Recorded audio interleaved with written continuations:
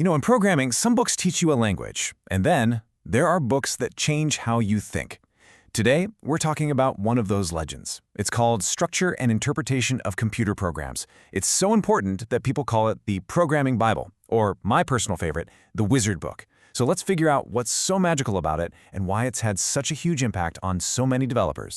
So here it is. This is the famous Wizard Book. And you might be surprised to learn that this was actually MIT's introductory computer science coursebook. But here's the thing. SICP isn't really about learning a language like Scheme or Python. Nope, it's about learning the very essence of computation. For, decades now, grinding through this book has been a real rite of passage. It's for people who aren't satisfied with just writing code. They want to know how it all actually works. I love this quote from the preface by Marvin Minsky because it just hits the nail on the head. He says, "A computer is like a violin." And yeah, SICP is notoriously difficult. It doesn't just play you a song. It hands you the violin and expects you to learn. Your first few tries, they're going to sound awful, for sure. But that's the whole point. It's not about making it easy. It's about achieving real mastery. It's about learning to play the instrument that is computation. Okay, so what exactly are these big brain rewiring secrets hidden inside the Wizard Book? What is it that changes everything? Well, it all kicks off with one of the most powerful ideas in all of computer science, and that is abstraction. All right, let's get into the first big lesson from SICP. It's this. Every single piece of complex software you've ever used, no matter how huge, is really just built from a few simple, powerful ideas. The real magic, the art, is in how you put them together and how you build on top of them. So the book gives you this toolkit with basically three main tools. First, you've got your primitive elements. Think of these as your Lego bricks, the simplest stuff like numbers for data and plus or minus for procedures. Next, you need a way to stick those bricks together. Those are your means of combination. And then, and this is the really crucial part, you have the means of abstraction. This is like taking a cool thing you built with your Legos, giving it a name like spaceship, and from then on just calling it spaceship, not those 100 little red and blue bricks. This is the bedrock for everything else we're going to talk about. Now, right here, the book gets into something that can feel a little tricky at first, but it's so important. It's the difference between a recursive procedure and a recursive process. Okay, so a recursive procedure is just about the code's shape. It's a function that calls itself. Simple enough, right?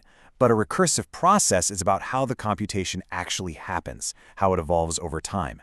And SICP teaches you this amazing trick, how to write code that looks recursive but actually runs as a super efficient iterative process. This means it doesn't eat up more and more memory. Nailing this concept, that's how you write code that's both beautiful and fast. Okay, so you're building all this cool stuff, but how do you stop it from becoming a tangled mess? Well, SICP gives us this brilliant idea called abstraction barriers. The best way to think about these is like a contract. Imagine one part of your program says, hey, I promise to interact with this user profile thing only through these specific functions, like get username or update user email. It doesn't know or care how that user profile is stored. Is it a list, a hash map? Who cares? This means the team working on the user profile can completely change its internal structure, and as long as they don't break that contract, nothing else in the system breaks.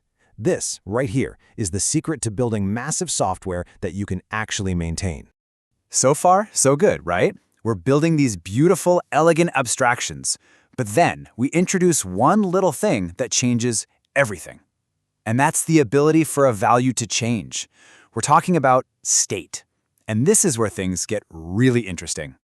At the start, SICP lets you live in this kind of perfect, pristine world. It's governed by what's called the substitution model. It works just like algebra class. If you know that x equals 5, you can just go through your code and replace every single x with the number 5. It's super clean, it's totally predictable, it's easy. But the second we introduce assignment, that's the ability to say, hey, x is 5 now, but later it's going to be 10, that beautiful, simple model just shatters. It completely breaks down. A variable isn't just a name anymore. It becomes a box, a place in memory that can hold different things at different times. Now, the value of x depends entirely on when you look inside the box. Suddenly, time and context are critical.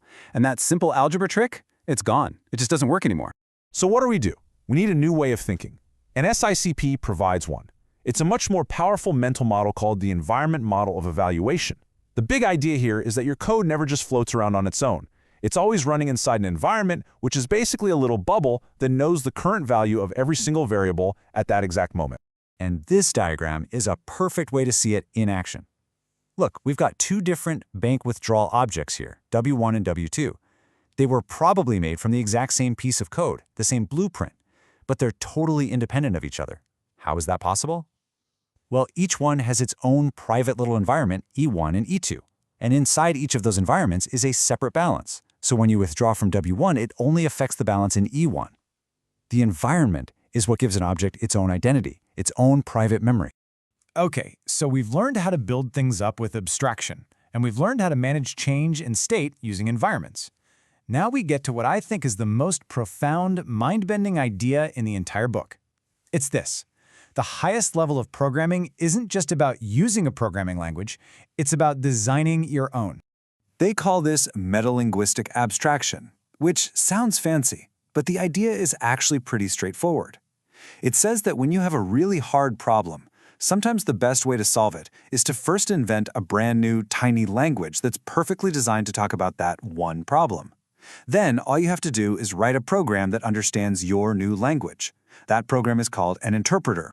And this quote right here, this is the heart of the whole book. It's a total game changer. The evaluator is just another program. Think about that. The thing that makes a programming language work, the thing that understands your code and gives it meaning, it isn't some black magic. It's just a program, like any other program you could write.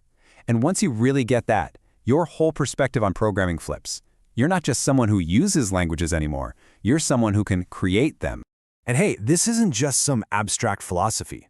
Chapter 4 of SICP literally holds your hand and walks you step by step through building your very own interpreter for the scheme language. It pulls back the curtain completely. It demystifies the whole process by proving to you that, yes, you can build a programming language. So, wow, after that incredible journey, from basic building blocks to managing state, all the way to designing our own languages, what's the bottom line? And maybe more importantly, who should actually go through all this? Okay, let's get real for a second. Who should read SICP? You should definitely tackle it if you're the kind of person who wants to understand the absolute fundamentals, from the ground up. If you actually enjoy just thinking about how computation works, and if you want to be a much better software designer, this book is for you. But, and this is a big but, if you've got a product deadline next week, or you're just trying to learn the hot new framework to get a job, maybe wait. This is not the book for that. This is a marathon, not a sprint. But man, the payoff for running that marathon is huge. There's this claim that floats around, and it's a bold one. If you really truly get SICP, you can pick up any new programming language in a weekend. Now, how is that even possible?